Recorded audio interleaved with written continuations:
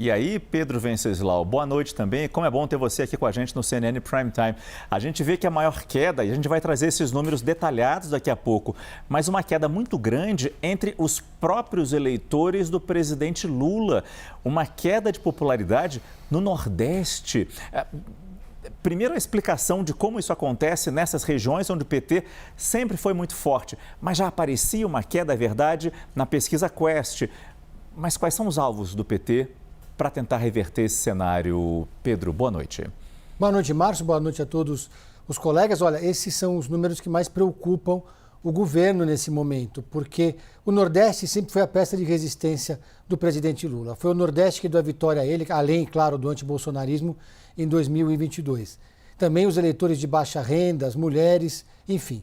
Agora, a gente viu recentemente, agora há pouco, uma postagem da presidente do PT, Gleisi Hoffmann, que eu acho que é bastante emblemática sobre o que pensa o PT e o que planeja o PT para tentar reverter essa situação.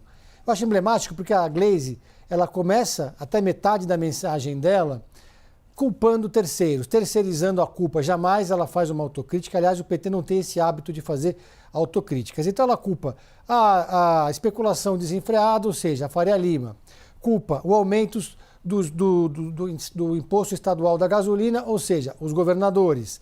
Ela culpa também os juros, ou seja, a gestão do Banco Central de Campos Neto, porque o PT tem evitado culpar a atual gestão, que é do Gabriel Galípolo, que foi indicado pelo próprio presidente Lula. Tem que ver até quando o PT vai conseguir evitar ou blindar Gabriel Galípolo, criticando a gestão anterior.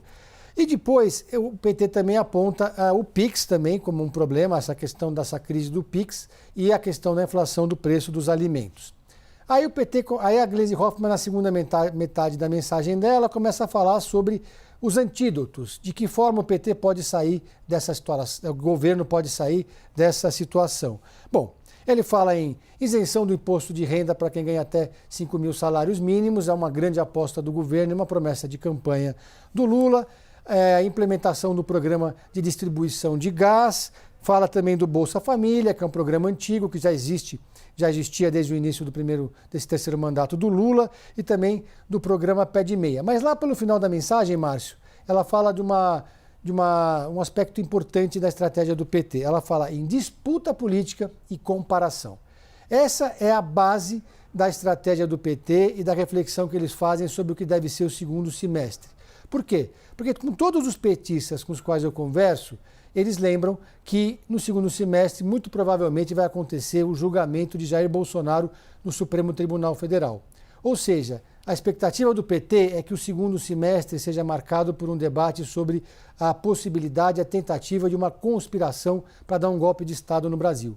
A leitura que o PT faz é que quando esse julgamento começar, e ele deve começar em algum momento, e deve terminar ainda em 2025, na leitura dos petistas, é que a oposição vai ficar na defensiva, vai ter que se esforçar para criar uma narrativa para evitar um desgaste político maior, e o PT ganharia, então, e o presidente Lula também, uma avenida. O presidente Lula já tem usado um pouco essa estratégia. Em todos os seus discursos, ele faz ali uma comparação com os governos anteriores. Então, comparar com o governo anterior, criticar a oposição e falar sobre a tentativa de golpe de Estado, além de apostar em todos os programas de transferência de renda do governo.